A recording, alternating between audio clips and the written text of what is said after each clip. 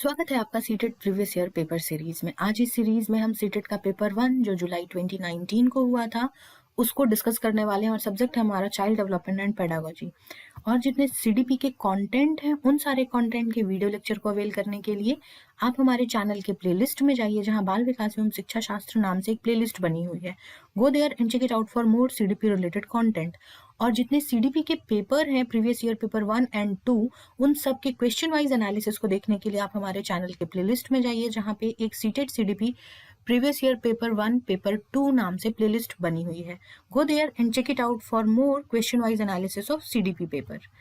और आज इस पेपर में हम डिस्कस करने वाले हैं पेपर 1 जो प्राइमरी स्टेज के लिए होता है और सब्जेक्ट है हमारा child development pedagogy. 30 MCQs 30 marks के। पहला सवाल हमें कुछ इस तरीके का दे रखा है। अकॉर्डिंग टू जीन पियाजे के अनुसार जो बच्चे होते हैं वो सक्रिय रूप से अपना नॉलेज कंस्ट्रक्ट करते हैं या फिर वो चीजों को देख करके सीखते हैं। Observing others following a process of observational learning, यानी ऑब्जर्वेशन से वो सीखते हैं। ऑब्जर्वेशन लर्निंग मतलब यहाँ क्या हो गया? ऑब्जर्वेशन लर्निंग मीन्स हो गया वाइकेरियस लर्निंग की यहाँ बात हो रही है जिसको हम ऑब्जर्वेशनल लर्निंग भी कहते हैं। Can be condition to behave in a particular way, condition कर सकते हैं हम स्टिमुलस रिस्पॉन्स दे करके, तो ये तो ऑप्शन बिल्कुल भी नहीं होगा। जहां स्टिमुलस और रिस्पॉन्स की बात आती है वहां पे थॉर्नडाइक, स्किनर, इन सब की बात होती है।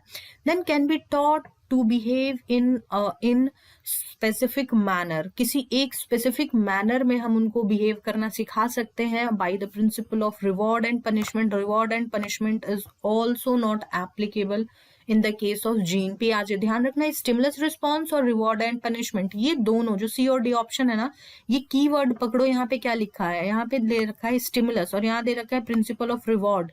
तो ये दोनों कभी भी जीन पियाजे के केस में नहीं होगा। जीन पियाजे के केस में हमेशा ये होगा कि बच्चे अपना नॉलेज एक्टिवली कंस्ट्रक्ट करते हैं, सक्रिय रूप से ज्ञान का निर्माण करते हैं क्योंकि वे दुनिया को देखते हैं, अलग तरीके से खोज करते हैं। They are called as little scientist. Jean पियाजे ने बच्चों को, छोटे बच्चों को कहा लिटिल साइंटिस्ट जो अपने नॉलेज का कंस्ट्रक्शन खुद करते हैं। अगला सवाल हमें दे रखा है, देखिए बिल्कुल एज इट इज सवाल पूछा हुआ है प्रिंसिपल ऑफ डेवलपमेंट से। यहाँ पे जो बात हो रही है कि जो मोटर डेवलपमेंट हो रहा है बहुत ज्यादा वैरायटी ऑफ रेट से होता है, बिल्कुल व्यक्तिगत भिन्नताएं होती हैं मोटर विकास की दर में। फिर भी जो सीक्वेंस है मोटर डेवलपमेंट का वो कैसे होता है? सिफेलोकॉर्डल, प्रॉक्सिमोडिस्टल और cephalocaudal, gross motor and fine motor and gross motor, ये कैसे होता है? तो देखो यहाँ पे मोटर डेवलपमेंट की बात हो रही है कि मोटर कैसे डेवलप हो रहा है। तो फर्स्ट और सेकंड ऑप्शन तो वैसे ही चला गया कि यहाँ पे ये मोटर डेवलपमेंट की बात नहीं हो रही, यहाँ पे ओवरऑल बॉडी का विकास कैसे हो रहा है बात उसकी हो रही है। तो ये तो ऐसे ही चला गया। अब ये रहा सी एंड डी ऑप्शन में कि कौन सा है। तो देखो पहले है हमारे पास ग्रॉस मोटर या फिर है हमारे पास जो फाइन मोटर स्किल्स हैं उसके बारे में। तो कभी भी जब भी डेवलपमेंट होता है तो पहले ग्रॉस मोटर स्किल्स का होता है फिर फाइन मोटर स्किल्स का होता है। पहले कभी भी ग्रॉस मोटर स्किल्स का डेवलपमेंट होगा और फाइन मोटर बाद में होगा। फाइन मोटर यहाँ पे ध्यान रखना है और ध्यान देते हुए किसी कार्य को करना है, सिद्ध करना है, किसी भी एक्सपेरिमेंट को करना है तो वो ध्यान रखना है कि भाई केमिकल्स के साथ एक्सपेरिमेंट कर रहे हैं तो पर्शियन ब्लू कलर का कलर आया या नहीं आया। ब्राउन रिंग टेस्ट कर रहे हैं तो ब्राउन रिंग बना है या नहीं बना है। तो बहुत ही ध्यान से उसको टेस्ट ट्यूब को हिलाते हुए देखना भी है। तो साथ में फाइन मोटर स्किल्स जो चल रहे हैं वो एक लेवल के बाद ही डेवलप होते हैं। सबसे पहले ग्रॉस मोटर डेवलप होता है। So the option C is the correct answer कि ग्रॉस मोटर स्किल्स पहले डेवलप होता है और फाइन मोटर बाद में डेवलप होता है। अगला सवाल दे रखा है period that initiates the transition to adulthood. वो अवधि जो वयस्कता में आगे बढ़ती है उसको हम क्या बोलते हैं? तो that period is called as adolescence, उसको हम किशोरावस्था कहते हैं। अगला सवाल हमें दे रखा है हीन्स डायलेमा से जिसके बारे में बहुत अच्छा डिस्कशन है जहां पे कोलबर्ग की मोरल डेवलपमेंट थ्योरी हमने की है, उसी में सीडीपी का जो कंटेंट है उसमें आपको मिल जाएगा। फिलहाल सवाल पे आते हैं कि child argues that Heinz should not steal the drug. उनका बच्चे का ये कहना है कि हाइंज को ड्रग नहीं चुराना चाहिए था, बिकॉज अगर वो पकड़ा गया तो वो जेल में जाएगा। ठीक है, कोलबर्ग के अनुसार ये कौन सा स्टेज ऑफ मोरल डेवलपमेंट है जहां पे बच्चा ये कह रहा है कि उसको हाइंज को ड्रग्स नहीं चुराना चाहिए था। तो देखो यहाँ पे चुराना, क्योंकि अगर वो पकड़ा गया तो वो जेल जाएगा, ये सारी चीजें बच्चा बात कर रहा है। तो वो किस चीज के बारे में बात कर रहा है? अगर हम चुराएंगे तो हमें पनिशमेंट मिलेगी, तो कहीं ना कहीं ये पनिशमेंट और ओबीडियंस की बात कर रहा है, राइट? कि पनिशमेंट क्या है, ओबीडियंस क्या है, उस बारे में। So the option C is correct option, जहां पे वो पनिशमेंट भी बता रहे कि अगर वो पकड़ा गया तो क्या होगा, उसे पनिशमेंट मिलेगी, तो उसे ड्रग्स नहीं चुराना चाहिए। तो ड्रग्स नहीं चुराना चाहिए क्योंकि पनिशमेंट मिलेगी, पनिशमेंट ना मिले इसीलिए ओबीडियंस शो करना है। तो दिस इज दैट स्टेज। अगला सवाल लेव वाइगॉट्स्की से दे रखा है, जिसमें ये पूछा गया है कि Lev Vygotsky refer to the verbal dialogue that children have with themself, जो खुद से वो बोल रहे हैं, अपने आप को इंस्ट्रक्ट कर रहे हैं कि ठीक है मैंने आगे ये कर लिया, ये कर लिया, अभी थोड़ा सा काम ये भी बाकी है, जो खुद में बड़बड़ा रहे हैं। तो that is called as private speech. वो खुद में बातें कर रहे हैं, वो निजी भाषण है, खुद को वो इंस्ट्रक्ट कर रहे हैं। अगला सवाल, associating toys, articles of clothing, household items, occupations and colour with specific sex. किसी जेंडर के साथ, किसी एक सेक्स के साथ कोई एक चीज अटैच कर देना, हाउस होल्ड आइटम हो या फिर क्लोथिंग हो या टाइप्स ऑफ टॉयज हो, ये सारी चीजें हैं। तो ये किस चीज को डेमोन्स्ट्रेट कर रहा है? तो this is demonstrating gender stereotyping. वो रूढ़िवादिता को बहुत ही ज्यादा फोकस कर रहा है कि ये चीजें इन्हीं के लिए बनी हुई हैं, ये कलर इन्हीं के लिए बना हुआ है। अगला सवाल दे रखा है, in an elementary classroom it is important to the experience that child brings with her. क्या करना है, जरूरी होता है? तो प्राइमरी क्लासरूम है, सॉरी एलिमेंट्री क्लासरूम है, तो यहाँ पे क्या करना जरूरी है? उस पे बिल्ड करना जरूरी है, ताकि बच्चा ये समझ पाए कि वो जो चीजें लेके आया है वो कितने हद तक गलत है, सही है, जो मिथ है, मिसकंसेप्शन है, उन सबको भी हम एड्रेस कर पाए, साथ के साथ वो रिलेट कर पाए। इसी वजह से जो चीजें वो अपने एक्सपीरियंसेस वो कैरी करके आया है उसके ऊपर हम बिल्ड करना शुरू करें। इसी वजह से हम स्पेसिफिक ऑब्जेक्टिव और जो प्रीवियस नॉलेज है वो अपने लेसन प्लान्स में लिखते हैं। This is because of this कि हमें हमेशा ही कोशिश करनी चाहिए कि बच्चों के प्रीवियस एक्सपीरियंसेस पे ही हम बिल्ड करें, ताकि बच्चा बहुत अच्छे से कनेक्ट कर सके। अगला सवाल टीचर से दे रखा है कि टीचर शुड, क्या करना चाहिए टीचर को? छात्रों के बीच अधिकतम तुलना करनी चाहिए? नहीं, हम कंपैरिजंस कभी भी स्टूडेंट्स में नहीं करते हैं। राइट, इग्नोर कल्चरल डिफरेंसेस, बिल्कुल भी नहीं, और डाइवर्सिटी और डिफरेंसेस को हम इग्नोर नहीं करते हैं। Communicate that she respect and values all the culture in classroom, संवाद करके ये बताना चाहिए कि वो सारे कल्चर को और सारे वैल्यूज को इक्वली रिस्पेक्ट करती हैं। और ऑप्शन बी दे रखा है, promote students belonging in certain culture, किसी कुछ संस्कृति से जहाँ पे वो बिलोंग करते हैं वहां पे उसको बढ़ावा देना नहीं। बात करके टीचर को ये बताना चाहिए कि वो हर एक रिस्पेक्ट को और जितने भी डिफरेंसेस हैं उनको वो वैल्यू करते हैं। तो they are completely welcomed by teacher, उनको वहां पे ये फील होता है कि वो जहां पे भी जो भी है सामने में व्यक्ति, उसके नजर में सभी का सम्मान बराबर है, कोई ऊंचा कोई नीचा नहीं है।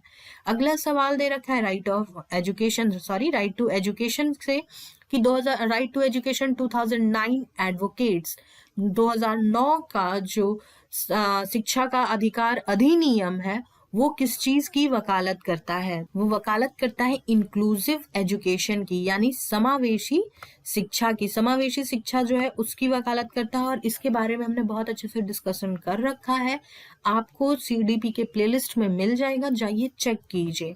अगला सवाल दे रखा है, is the philosophy that all children right to get equal education in a regular school system, इनमें से कौन सा है जिससे कि ये दर्शन है उसका, उस एक ऑप्शन का, कि हर बच्चों को ये अधिकार है कि वो एक रेगुलर स्कूल में शिक्षा प्राप्त कर सकें, जो भी स्कूल की प्रणाली है उसके अनुसार वो ढल सकें। तो that is a theory philosophy of inclusion, ये इंक्लूजन का फिलॉसफी है जहां पे बच्चों को समान शिक्षा का अधिकार, उस चीज को प्रमोट किया जाता है। अगला सवाल मैच द फॉलोइंग से दे रखा है और ये देखिए यहाँ पे बात हो रही है लर्निंग डिफिकल्टीज के बारे में। लर्निंग डिफिकल्टीज पे एक लेक्चर बना हुआ है, जाइए चेक कीजिए, आपका ये सवाल बन जाएगा।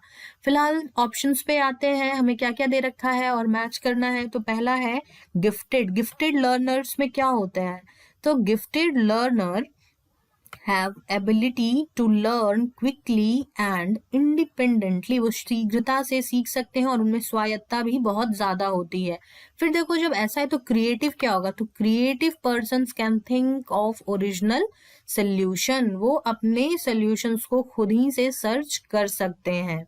ठीक है, तो हमारे पास दो ऑप्शन हो गया। देखो ऑप्शन 1 और ऑप्शन 2, ये वाला जो है हमारे लिए ओपन हो गया है कि फर्स्ट का डी है एंड थर्ड का बी है।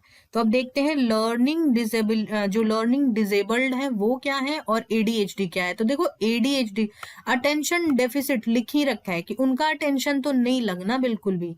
तो ये कैसे होंगे? Tendency to get easily distracted, वो बच्चे जो तुरंत से डिस्ट्रैक्ट हो जाते हैं। तो देखो फोर्थ का सी यहाँ लग रखा है।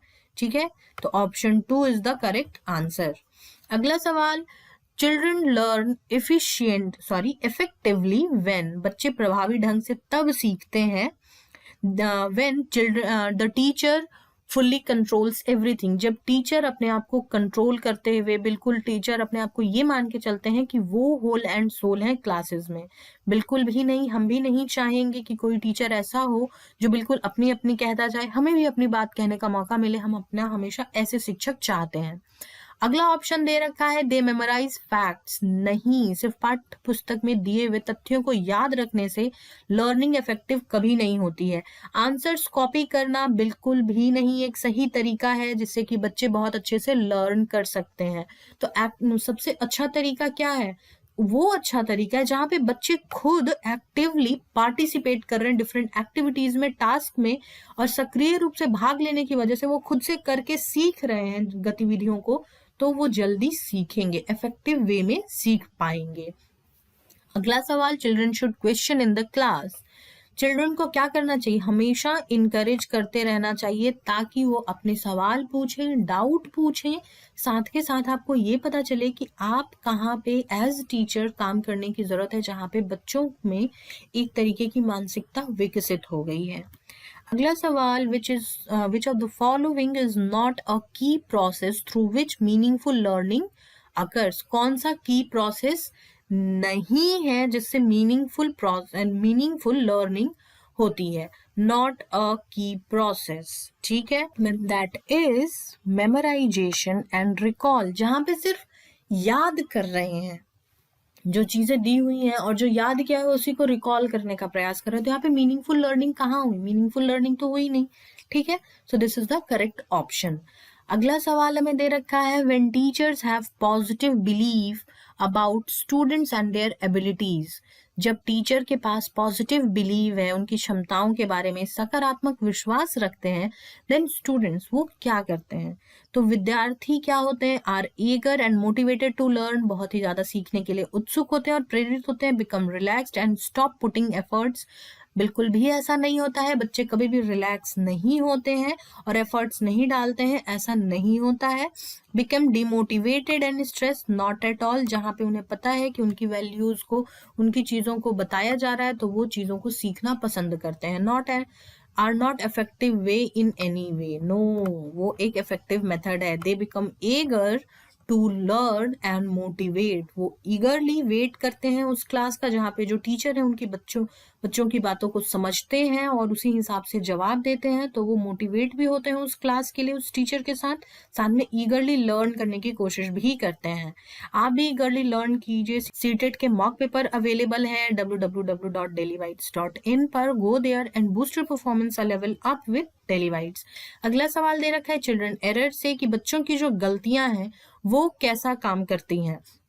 Reflect how careless children are. No, that doesn't reflect anything कि वो केयरलेस होते हैं, बिल्कुल भी नहीं, ये कहना गलत है। Should immediately corrected by asking them to repeated practice. नहीं, रिपीटेड प्रैक्टिस से हम बच्चों की गलतियों को घटाने का प्रयास नहीं करते हैं। Are insignificant in teaching learning process. No, वो सिग्निफिकेंट रोल प्ले करते हैं, और इसी वजह से टीचर को एक इंसाइट मिलता है कि बच्चा सोच कैसे रहा है, ठीक है, are part of learning and give an insight to their thinking process.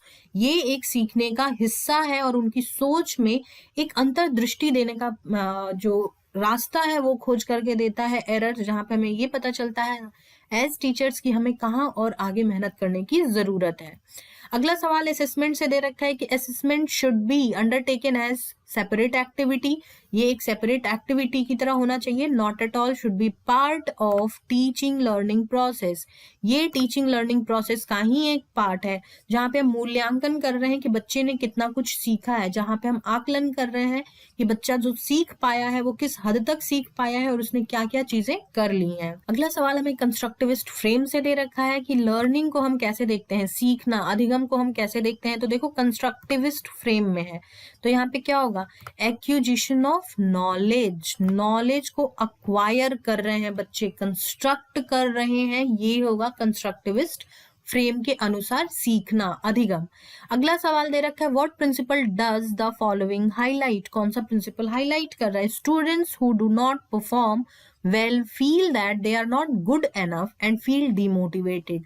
वो छात्र जो प्रदर्शन अच्छा नहीं कर रहे हैं, साथ में उन्हें लगता है कि वो अच्छे नहीं है और निराशा महसूस करते हैं, तब उनके बिना प्रयास किए गए कार्य करने पर या कार्य में लगे रहने पर जो आसानी से हार मानने की संभावना होती है, ठीक है।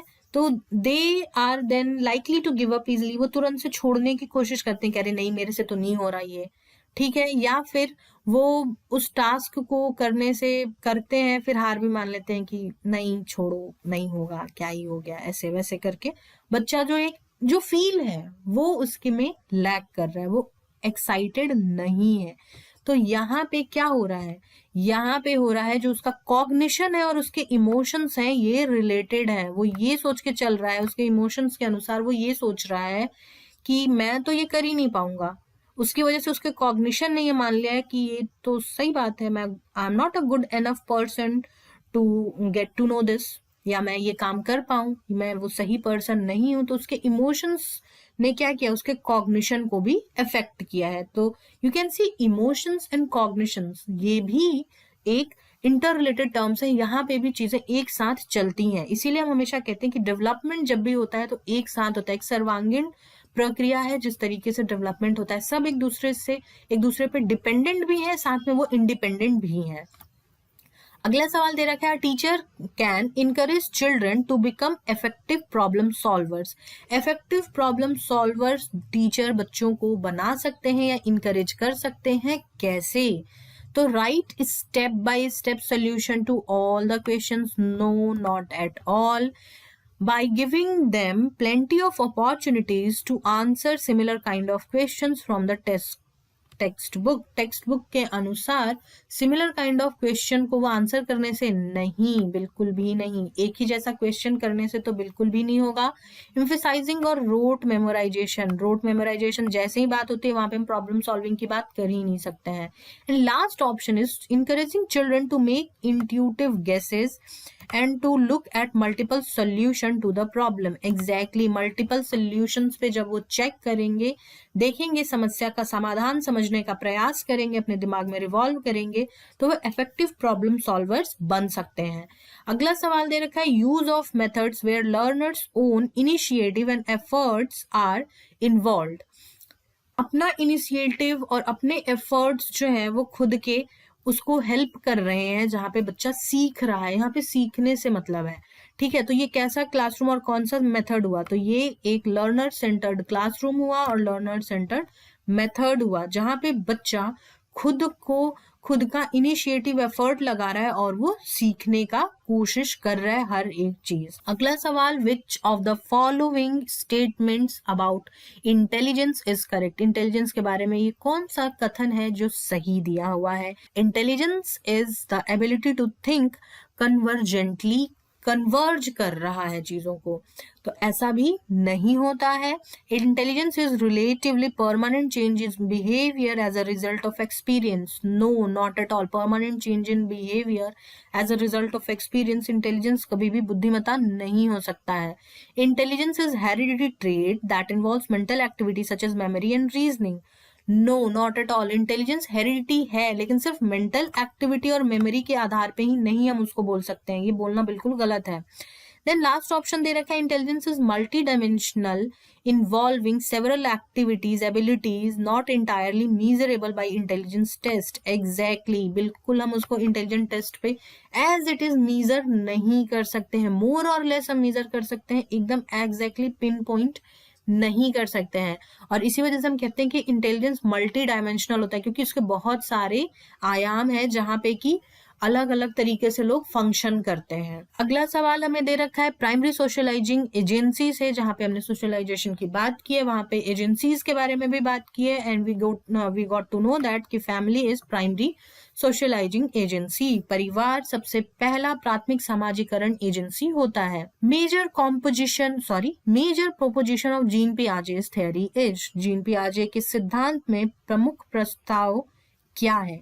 तो उन्होंने क्या बताया है कि children thinking is quantitatively different from adults. No, उन्होंने ये बताया कि बच्चों की जो सोच होती है क्वालिटेटिवली डिफरेंट होती है एडल्ट्स की अपेक्षा। क्वांटिटी थोड़ी हम सोच का नाप सकते हैं कि उसको 5 किलो थॉट आता है, छोटे बच्चों को 500 ग्राम थॉट आता है, ऐसा तो हम नहीं मेजर कर सकते हैं। क्वालिटी ऑफ थॉट्स के बारे में हम बोल सकते हैं कि जो चिल्ड्रन की थिंकिंग प्रोसेस है वो क्वालिटेटिवली थोड़ी कम होती है या डिफरेंट होती है एडल्ट से।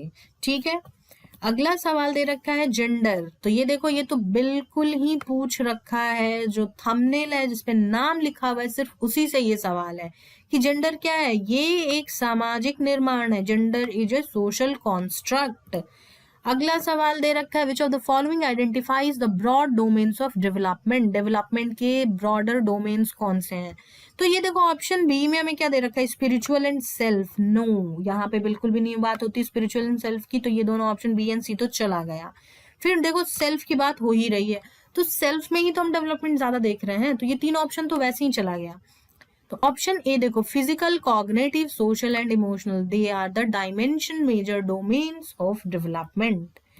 अगला सवाल दे रखा है, which of the following statement regarding children and their learning is correct. बच्चे और बच्चों के रिस्पेक्ट में जो उनका अधिगम हो रहा है, सीखना हो रहा है, उनके बीच में संबंध के बारे में। ठीक है, all children are naturally motivated to learn and capable of learning. Option A हमें दे रखा है। ऑप्शन बी दे रखा है, children's motivation to learn and their capabilities to learn is predetermined by heredity only. Not at all, हम heredity level पे इसको डिटरमाइन नहीं कर सकते हैं। Children socio economic background determines, बिल्कुल भी नहीं, सोशियो इकोनॉमिक बैकग्राउंड डिटरमाइन नहीं करता है। Children have to be rewarded and punished in to make them motivated for learning, बिल्कुल भी नहीं, पनिशमेंट तो काम ही नहीं करता, ये चीज प्रूव हो चुकी है। So option A is correct option, जहाँ पे बच्चों को हम ये मान के चलते हैं कि नेचुरली मोटिवेटेड होते हैं, बस उनके मोटिवेशन लेवल को थोड़ा सा इंस्टिगेट करने की जरूरत होती है और बच्चा खुद ब खुद सीखना शुरू कर देता है। They are whole and sole capable of learning at their own. We just as teachers have to direct them, उनको थोड़ी सी स्केप फोल्डिंग प्रोवाइड करना है, डायरेक्शन देना है और बच्चे खुद सीख लेते हैं। अगला सवाल प्रोग्रेसिव एजुकेशन से दे रखा है कि in progressive education children are seen as. बच्चों को कैसे देखा जाता है? They are called as active explorers, उनको सक्रिय खोजकर्ता कहा जाता है, जो बच्चे खुद से ही नॉलेज कंस्ट्रक्ट करते हैं। अगला सवाल लेव वाइगॉट्स्की से दे रखा है कि लेव वाइगॉट्स्की लर्निंग को कैसे देखते हैं? तो वो देखते हैं लर्निंग को एक सोशल एक्टिविटी, जहाँ पे कि सोसाइटी और कल्चर भी इम्पोर्टेंट हिस्सा है। अगला सवाल और लास्ट इस पेपर का सवाल हमें दे रखा है, which of the following कैरेक्टराइजेस a child in the pre operational stage. हम कैसे कैरेक्टराइज करते हैं कि बच्चा प्री ऑपरेशनल स्टेज में है? तो प्री ऑपरेशनल स्टेज सेकेंड है, सेकेंड स्टेज, जहाँ पे 2 से 7 साल के बच्चे हैं, अर्ली चाइल्डहुड है। तो यहाँ पे देखो, ट्रांसडक्टिव रीजनिंग, ये तो है कि वो ट्रांसडक्टिव रीजनिंग होता है, ईगोसेंट्रिसिज्म होता है, इरिवर्सिबिलिटी होता है, एनिमिज्म होता है कि उन्हें ये लगता है कि हर चीज जो है वो लाइवली है, उनमें मतलब कि जिंदगी है, टेबल ने मुझे मार दिया, ऐसे करके वो बात करते हैं। ईगो सेंट्रिसिज्म है, सेंट्रेशन है। तो देखो यहाँ पे हमें कितनी सारी चीजें मिल रही हैं। हमने बात की इरिवर्सिबिलिटी की भी, कि बच्चा एक तरीके से कर सकता है 5+3, उसको पता है 8 होता है, पर 3+5 वो भूल जाएगा कि वो 8 ही होता है। या फिर अगर आप उन्हें टेबल्स करा रहे हो तो ये चीज बहुत ज्यादा प्रोमिनेंटली नोटिस करोगे, सिंस मैथ्स में जल्दी ये नोटिस हम कर पाते हैं। यहाँ पे आप देखोगे कि 2×5=10 वो बता रहे हैं, लेकिन 5×2=10 उन्हें याद करना पड़ रहा है। उन्हें ये चीज समझ नहीं आ रही कि वो चीजें, वही चीजें रिपीट हो रही हैं, वहां पे जो दिया हुआ है वही चीज यहाँ पे रिपीट हो रहा है। तो इरिवर्सिबिलिटी ऑफ थॉट्स हम बहुत ज्यादा यहाँ पे देख सकते हैं, जिसकी वजह से हमें पता चलता है कि बच्चा प्री ऑपरेशनल स्टेज में है। So this was wrap on this video. आप हमारे टेलीग्राम चैनल से जुड़ सकते हैं, जिसका लिंक आपको डिस्क्रिप्शन बॉक्स में मिल जाएगा। जाएं वहां, जुड़े और नए वीडियोस के अपडेट को प्राप्त करें। और अब आप मुझसे इंस्टाग्राम के थ्रू भी जुड़ सकते हैं, जिसका लिंक आपको डिस्क्रिप्शन बॉक्स में मिल जाएगा। Until then, stay tuned, stay connected to daily whites. God bless you all.